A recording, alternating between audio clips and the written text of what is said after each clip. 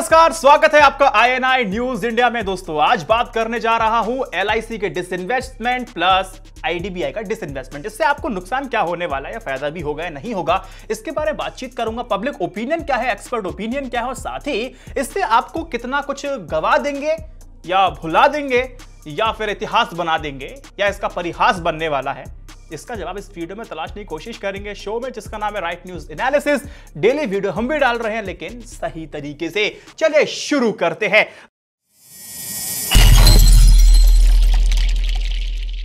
देखिए दोस्तों, डिसइन्वेस्टमेंट की बात आती है 1 फरवरी 2020, जब पार्लियामेंट में खड़े हो गए वित्त मंत्री निर्मला सीतारमण ने कहा था कि अब सरकार विनिवेश की तरफ ध्यान दे रही है। अब सरकार ने बोला कि अब वो LIC में जो सरकार की हिस्सेदारी है अब उसको बेचेगी, जो IDBI में सरकार की हिस्सेदारी है उसको भी बेचेगी।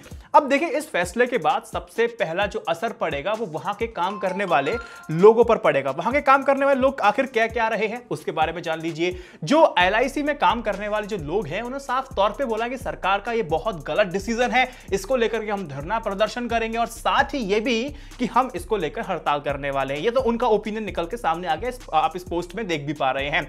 और साथ ही अगला, अब मैं आपको बताऊं कि जो RSS स्वयंसेवक है ना, स्वयंसेवक संघ RSS के जो मजदूर संगठन है जिसका नाम है भारतीय मजदूर संगठन, उसने भी इसकी आलोचना की है। यहां तक कि उसने यह भी कह दिया है कि जो मोदी सरकार के जो इकोनॉमिक एडवाइजर है, जो नौकरशाह है, उनको ज्ञान और उनकी विजन में कमी है। अब उनको एक ऐसा मॉडल निकाल के लाना चाहिए, एक रेवेन्यू मॉडल निकाल के लाना चाहिए जिसमें देश की संपत्ति को बेचना भी ना पड़े और आपका काम हो जाए। तो इस बात को भी मैं बता दूं कि यह भी ओपिनियन निकल करके आया है। अब दोस्तों यहां पर मैं आपको एक चीज बताना चाहता हूं कि आखिर LIC की हिस्ट्री क्या है और हमारा भरोसा सिर्फ LIC पर ही क्यों है, जबकि हम देखेंगे LIC पर जो प्रीमियम होता है हर एक अपने प्लान में वो थोड़ा ज्यादा होता है। वहीं दूसरी तरफ अगर हम प्राइवेट की तरफ जाते हैं तो वहां कम होता है, लेकिन फिर भी हम लोग ऑप्ट करते हैं LIC। क्यों करते हैं इसका जवाब मिल जाएगा।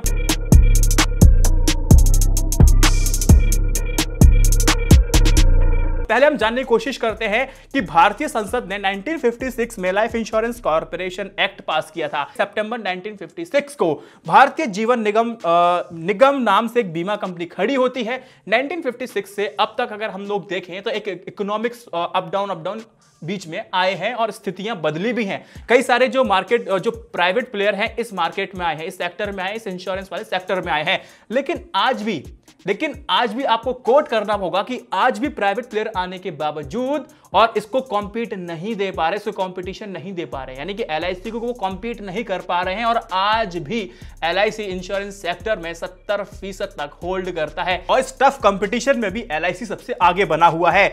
अब देखिए दोस्तों, सरकार ने तो फैसला कर लिया है कि अब हम इसका विनिवेश करेंगे, डिसइन्वेस्टमेंट करेंगे। क्या ये सीधा साधा हो जाएगा? नहीं होगा। अब आप समझने की कोशिश कीजिए कि LIC का जो IPO लाने से पहले LIC एक्ट में आपको संशोधन करना होगा। अब ये इंडस्ट्री जो है, इंश्योरेंस इंडस्ट्री को अब रेगुलेट कौन करता है? IRDA करता है। लेकिन इस केस में क्या है कि LIC कामकाज के लिए संसद ने एक अलग ही अपना कानून बनाया हुआ है। LIC एक्ट की जो धारा 37 साफ तौर पे बताती है जो LIC बीमा की जो राशि है और जो बोनस है उसको लेकर के जो बीमा धारक है, जो पॉलिसी होल्डर है, उससे वादा करती है, गारंटी देती है कि आपका जितना पैसा है वो डूबेगा नहीं। इस बात की गारंटी कौन लेता है? सेंट्रल गवर्नमेंट लेती है, केंद्र की सरकार लेती है, जिसकी वजह से सरकार जो लोगों का जो भरोसा है LIC पर बढ़ जाता है। और वहीं अगर हम प्राइवेट की तरफ देखेंगे, जहां प्रीमियम कम होने के बावजूद भी लोग वहां नहीं जाते हैं क्योंकि वहां पर सरकार गारंटी नहीं लेती है। पहला बात आपको समझ में आ गया होगा। और दूसरी बात आप यह भी समझिए कि आज भी LIC का पूरा इंश्योरेंस सेक्टर में 70% से ज्यादा का, मैं कहूं तो अपना पूरा मार्केट कैप्चर किया हुआ है। LIC की टक्कर में दूर दूर तक कोई नहीं है। पहले आप यह समझ लीजिए कि LIC आखिर कितने बड़े पैमाने पे, कितने बड़े स्केल पे काम करती है। देखिए, LIC की वेबसाइट पे अगर जानकारी दी गई है तो आप उससे यह समझिए कि देश भर में LIC के 2048 ब्रांचेस हैं, 113 डिविजनल ऑफिसेज हैं, 8 जोनल ऑफिस हैं और वहीं 1381 सैटेलाइट ऑफिस और कॉर्पोरेट ऑफिस है। देश भर में पूरा नेटवर्क फैला रखा है। घर घर तक LIC के एजेंट आप तक पहुंच जाते हैं कि आपको हम बीमा, ये पॉलिसी है, आप इसको ले लीजिए और वहां पे इन्वेस्टमेंट हर तरह का मिल जाता है। अगर आपको जिस तरह का पेंशन प्लान चाहिए वो भी मिल जाएगा। बहुत सारे प्लान्स हैं, वो ऑप्ट कर सकते हैं। बहुत बड़ा नेटवर्क आप LIC का देख सकते हैं। अब देखिए, जब भी आपको अपने आसपास भी देख सकते हैं कि जब भी कोई पॉलिसी की बात आती है तो हम सबसे पहले कहते हैं हम एक LIC करा लेंगे, पॉलिसी करा लेंगे। ऐसा नहीं नहीं कहते कि LIC करा लेंगे, क्योंकि LIC को लेकर के जो भरोसा है वो आज तक अब तक नहीं टूटा है। अब LIC करा लेंगे और मुझे उम्मीद है कि आपके परिवार में भी, आपके घर वालों ने भी LIC की होगी। अगर की है तो ऊपर ये पोल है, इस पे मुझे बता देना कि हाँ और ना के जवाब में। अब देखिए दोस्तों, सबसे महत्वपूर्ण बात ये आ जाती है कि लोगों को भरोसा है तभी तो LIC में पैसा लगा रहे हैं कि LIC का पैसा नहीं डूबेगा, क्योंकि इसके गारंटर जो है वो सरकार है। ये भरोसा और बढ़ता गया, ये कायम होता गया। 2008 का मैं एग्जांपल देता हूं, जब इकोनॉमिक स्लोडाउन आया था, रिसेशन था, उस दौर में ज्यादातर कंपनियां अपनी छटनी करने लगी थी। जैसे इस समय आप देख रहे हैं कि 2019 में, 2018 में, 2017 में कैसे कंपनियां अपनी कॉस्ट ऑफ प्रोडक्शन को कम करने के लिए, अपने प्रॉफिट को, अपने रेवेन्यू को बढ़ाने के लिए, या फिर उसको एज इट इज रखने के लिए कंपनियां कर क्या रही हैं, वो छटनी कर रही हैं, या फिर क्या कहते हैं कि अभी प्लांट को शट डाउन कर, टेम्परेरी बेसिस पे 45 दिन के लिए बंद कर दिया है ना। तो ये चीज हो रही थी। लेकिन उस दरमियान क्या था, उस रिसेशन पीरियड में भी LIC ने अपने कर्मचारियों को नहीं निकाला, बल्कि रिक्रूट किया था। कि 2008 से 2010 के बीच में, जहां प्राइवेट कंपनियों के पास सिर्फ 9.5 लाख एजेंट थे और LIC के पास उस समय 11.3 लाख एजेंट थे। तो सरकार, अब आप समझ सकते हैं कि लोगों का भरोसा कायम इस पे क्यों था और आज तक भी है। अब देखिए दोस्तों, अभी देखिए आज भी प्राइवेट कंपनी है, अभी जो भी आप सामान लेने जाते हैं, जैसे कि मैं ये फोन लेकर के आया, इस फोन का जब मैं लेकर के आया तो मुझे इसकी गारंटी नहीं मिलती है, और इसकी गारंटी नहीं वारंटी मिलती है। तो ऐसे ही इंश्योरेंस के नाम पर भी इनका कोई भरोसा प्राइवेट वालों का नहीं रहता है। सर्विसेज भले ही चाहे जैसी भी हो, लेकिन भरोसा फिर भी हमारा इस पे नहीं होता है। LIC प्रीमियम भी दे रहे हो, आपको पता है पैसा डूबेगा नहीं, तो एक तरह से हमें एक भरोसा सरकार की तरफ से, तो ये भरोसा कायम रहा था। अब मैं आपको बता दूं कि LIC में सरकार आखिर इसको डिसइन्वेस्टमेंट क्यों कर रही है, विनिवेश क्यों कर रही है, कि इसकी आवश्यकता क्यों आन पड़ी। देखिए अब देखो, हमारे देश में जितनी भी सोशल वेलफेयर स्कीम्स हैं, जैसे कि मनरेगा हो गया और आपका उज्ज्वला योजना हो गया, ये सारी जो स्कीम्स है, इसके लिए चाहिए होता है पैसा।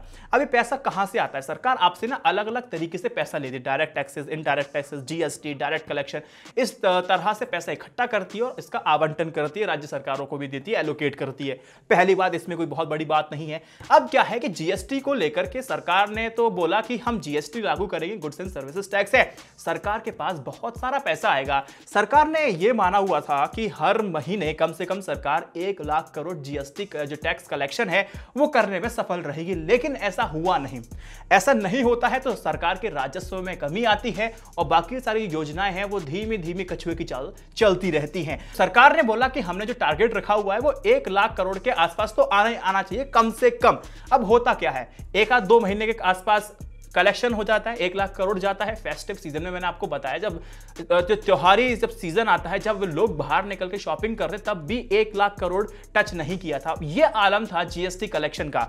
GST कलेक्शन को लेके मैं आपको बार बार बताता रहा हूं कि सरकार जिस तरह से कलेक्शन कर रही है, वो राज्य सरकारों को उनका राजस्व जो उनको मिलना चाहिए, जो अपने स्टेट में डेवलपमेंट कर सके, वो तक नहीं मिल रहा। यानी कि ये स्थिति ज्यादा दिनों तक चलती रही तो कोलैप्स करने को वो तैयार है। तो GST कलेक्शन नहीं हो रहा है। आप सबको पता है कि GST कलेक्शन 1 लाख करोड़ से ऊपर गया है, लेकिन आपको यह भी पता होना चाहिए जो सरकार ने टारगेट रखा था 1.10 का रखा था, यानी कि 7 से 8% का भी अभी भी डेफिसिट है, यानी कि अपने लक्ष्य तक नहीं पहुंची है। अगला जो आंकड़ा आया है वो है डायरेक्ट टैक्सेस को लेकर के। देखिए फाइनेंशियल ईयर 2020 का 31 मार्च में खत्म हो जाएगा।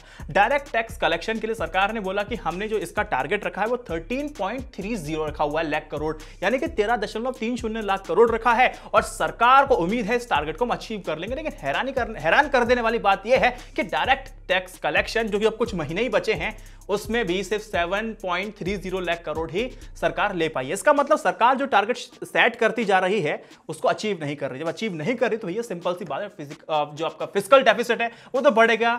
मतलब यही है, सरकार का जो खजाना है वो खाली होता जा रहा है। अब मुझे पता नहीं कि आपने ध्यान दिया है या नहीं दिया है कि जब बजट में निर्मला सीतारमण जी ने साफ तौर पे कहा है कि अब जो डायरेक्ट टैक्सेस है ना, अब जो हमने टारगेट रखा था 13.30 लाख करोड़ का, उसको हम घटा करके 11.30 करोड़ कर देते हैं, यानी कि अब टारगेट को शॉर्ट कर रही है। अब देखिए, अब पैसा तो आपको चाहिए, पैसा नहीं आ रहा है। अब सरकार ने क्या बोला कि हम ऐसा करते हैं कि अपना डिसइन्वेस्टमेंट करना शुरू कर देते हैं। अब डिसइन्वेस्टमेंट के लिए सरकार ने बोला है, अब डिसइन्वेस्टमेंट की जो प्रक्रिया है ना, उसके लिए टारगेट रखे जाते हैं कि हाँ, अगर हम डिसइन्वेस्टमेंट करेंगे तो कम से कम ये टारगेट है, इसको हम अचीव कर लेंगे तो हमारा जो राजस्व घाटा है वो कम हो जाएगा। 2019-20 में डिसइन्वेस्टमेंट का क्या रखा था टारगेट, वो मैं आपको बताऊंगा, लेकिन पहले मैं आपको ये बता दूं कि जो LIC का और IDBI का जो डिसइन्वेस्टमेंट करने का जो फैसला सरकार ने लिया है वो अपने खजाने को भरने के लिए किया है। अब देखिए साफ तौर पे दिखाई दे रहा है सरकार जो डिसइन्वेस्टमेंट इस साल जो सरकार ने बढ़ा दिया है, यानी कि सरकार ने बोला है कि 2020-2021 के लिए जो विनिवेश का जो लक्ष्य है, जो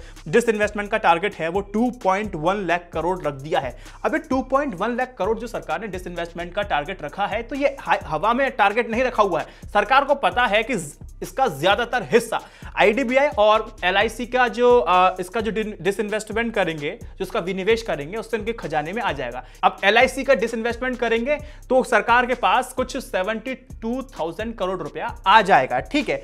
अब डिसइन्वेस्टमेंट में सरकार कितना करने जा रही है, सरकार ने इसको क्लोज आउट नहीं किया है। वो 10% भी हो सकता है, 20% भी हो सकता है। मैंने आपको बताया जो LIC में सरकार का हिस्सा है वो 100% है। सरकार बोल रही है कि हम इसमें 10% दे सकते हैं, ऐसी खबरें आ रही हैं। 10% का हिस्सा चला जाएगा, पहली बात। लेकिन दोस्तों 2019-20 का भी आंकड़ा मैं आपको बता देता हूं। जब डिसइन्वेस्टमेंट को लेकर के सरकार ने 2019-20 में 1.05 लाख करोड़ का लक्ष्य रखा था, हम जुटा लेंगे, यानी कि हम डिसइन्वेस्टमेंट करेंगे तो कम से कम 1 लाख करोड़ रुपया हम डिसइन्वेस्टमेंट की प्रक्रिया के तहत जुटाने में सफल हासिल रहेंगे। लेकिन दोस्तों आपको जानकर के हैरानी होगी कि सितंबर 2019 तक मात्र 12,360 करोड़ रुपए ही जुटा पाई थी सरकार। अब सरकार को पता है कि पैसा है नहीं, डिसइन्वेस्टमेंट कर भी रहे, तब भी हम फेल ही हो रहे हैं। सरकार ने साफ तौर पे बोला है एयर इंडिया में जो 100% का जो हिस्सेदारी सरकार की है, हम उसको भी बेच देंगे। अब तो आप देख सकते हैं कि किस तरह से कमियां सरकार के राजस्व में है और सरकार किस धड़ाधड़ तरीके से बेचती चली जा रही है। लेकिन दोस्तों यहां पर मैं आपको कुछ बात बता देना चाहता हूं। मैंने शुरुआत की थी कि LIC खुद एक संकट मोचक थी, जो कंपनियां डूब रही थी उसको सहारा दे रही थी, लेकिन आज वो संकट में फंस चुकी है। अब मैं आपको कुछ आंकड़ा देना चाहता हूं, स्क्रीन पे देखने की कोशिश कीजिए। 2015 में ऑयल एंड नेचुरल गैस यानी कि ONGC के IPO के वक्त जो LIC ने तकरीबन 1.4 अरब डॉलर की रकम लगाई थी। अब आप सभी को पता है, अब उसके बाद क्या होता है कि कोशिश की थी साधने की और सध भी गई थी। अब IDBI का भी बेल आउट पैकेज दिया गया था। आप सभी को पता है कि IDBI में LIC का कुछ 7 से 7.5% के आसपास की हिस्सेदारी है। अब IDBI के 51% हिस्सेदारी के लिए LIC को करीब 10 करोड़ से लेकर के 13,000 करोड़ तक का इन्वेस्टमेंट करना पड़ा था। LIC की माली हालत को देखने की कोशिश करें तो आपको समझ में आ जाएगा 2019, 2014-15 से लेकर के 2019-20 तक अगर आप देखेंगे LIC का जो NPA है वो दुगनी रफ्तार से यानी कि 100% बढ़ा है। यानी 2014-15 में NPA LIC का कुछ 3.30% था और आज LIC का आप देखेंगे आंकड़ा 2019 में तो 6.15% का हो जाता है। अब यहां पर दोस्तों एक इंटरेस्टिंग सी बात बताना चाहता हूं कि 2018-19 की सालाना रिपोर्ट के मुताबिक 31 मार्च 2019 को LIC का जो NPA था वो 24,777 करोड़ था, जबकि कंपनी की जो पूरी कुल देनदारी है यानी कि उसका टोटल जो कर्ज जो उसको देना है वो कितना है 4 लाख करोड़ और LIC की पूरी संपत्ति कितनी है 31 लाख करोड़। तो आप देख सकते हैं कि जो LIC में जो NPA हैं बढ़ते जा रहे हैं। अब ऐसा क्यों हुआ? अब देखिए LIC ने जिन कंपनियों में निवेश किया उनकी जो माली हालत है वो बेहद ही खराब होती चलेगी और वो डूबने की कगार पे हैं। तो जो पैसा इन्वेस्ट किया वो LIC को वापस नहीं मिल रहा है। इसमें बहुत बड़ी बड़ी कंपनियां हैं, आप सबको पता भी है। LIC का आप देखेंगे NPA बढ़ते जा रहे हैं। ऐसा नहीं है कि जो डिसइन्वेस्टमेंट है सिर्फ सरकार ने ये प्रथा चलाई है। 2009 और 2012 के बीच में भी डिसइन्वेस्टमेंट किया गया था, तो सरकार थी कांग्रेस की। तो डिसइन्वेस्टमेंट की जो प्रक्रिया वो सतत प्रक्रिया है, ये चलती रहती है। कांग्रेस ने जब डिसइन्वेस्टमेंट किया था 2009-2012 के बीच में तो कुछ उन्होंने जो राशि थी 9 अरब डॉलर हासिल किए थे डिसइन्वेस्टमेंट करने के बाद। अब सवाल दोस्तों यहां पर यह आता है कि सरकार ने LIC का डिसइन्वेस्टमेंट करने का फैसला ले तो लिया, क्या ये ग्राहकों के लिए है सही है या गलत है? अब आपको मैं बताता हूं कि एक्सपर्ट ओपिनियन कहता क्या है। दोस्तों यहां पर एक्सपर्ट कहते हैं कि जो डिसइन्वेस्टमेंट LIC का हो रहा है उसमें जो पॉलिसी होल्डर हैं उनको नुकसान नहीं बल्कि फायदा होने वाला है। पॉलिसी होल्डर को किसी भी तरह की चिंता करने की आवश्यकता नहीं है, क्योंकि एक सरकारी कंपनी जब सरकारी तभी कही जाती है जब उसमें सरकार का 50% से ज्यादा की हिस्सेदारी हो, यानी कि 51% अगर सरकार की किसी कंपनी में हिस्सेदारी है तो तब तक वो जो कंपनी है वो सरकारी कही जाएगी। यहां पर एक्सपर्ट ओपिनियन यही कह रहा है कि पॉलिसी लेने वाले को फायदा होगा, आईपीओ आएगा तो जनता का पैसा उसमें लगेगा, इससे जो कंपनी का जो है वो फंड बढ़ेगा, माली हालत सुधरेगी, एलआईसी का दायरा और जो ग्रोथ है वो और भी ज्यादा बढ़ जाएगा। जो पहले से जो पॉलिसी ली गई है उसमें कोई बदलाव नहीं होगा। साफ तौर पे एक्सपर्ट हैं ये कह रहे हैं। कंपनी की लिक्विडिटी बढ़ेगी, कंपनी शेयर मार्केट में लिस्ट हो जाएगी कि मार्केट रेगुलेटर की उस पर नजर रहेगी। एलआईसी को अपने हर 3 महीने में रिपोर्ट में अपनी पूरी माली हालत को, अपनी स्थिति को बताना होगा और जो कामकाज है इसमें पारदर्शिता, इसमें ट्रांसपेरेंसी आएगी। एक्सपर्ट तो यही कहते हैं। तो दोस्तों अभी तो आपको साफ तौर पे समझ में आ गया होगा कि आपको घबराने की आवश्यकता नहीं है, लेकिन सरकार की जो लत लग चुकी है काम नहीं करने की और बेचने की, ये थोड़ी सी गंभीर हो जाती है। देखिए सरकार ने बोला है कि हो सकता है कि 10% की जो हिस्सेदारी है उसको बेच दे। सवाल यहां पर यह उठता है कि आखिर कब तक 15 साल 20 साल डाउन द लाइन अगर हम देखेंगे तो यह हिस्सेदारी हो सकता है आज 10% है, कल फिर सरकार बोलेगी पैसे की कमी पड़ रही है, फिर 10%, फिर 10%, 10%। सरकार दावा करती है कि 50 साल तक हम लोग राज करेंगे और तरीका अगर यही रहा तो मेरे ख्याल से एक इतिहास बन जाएगा कि एलआईसी हुआ करती थी।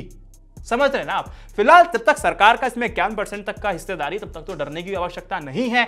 फिलहाल इसको लेकर के एक्सपर्ट भी संतुष्ट दिखाई देते हैं, लेकिन आदत बहुत गंदी है कि बेच दो और खाना शुरू करो। अब दोस्तों चलते चलते सिर्फ मैं एक बात कहूंगा कि हो सकता है कि जो बात मैं आपको बताने जा रहा हूं आपके माता पिता ने आपको समझाई होगी। वो लोग एक आमतौर पे कहते क्या है, एक सिंपल सी बात यही कहते हैं ना कि जो पुरखों की जमीन है, जो दातलाई जमीन है, जो आपके बाबाओं की जमीन है, उसको आपको बेचना नहीं चाहिए, क्योंकि आपको कोशिश करनी चाहिए वो जमीन और बढ़े, उसमें बेहतर हो, उसका दायरा बढ़े, घटे नहीं।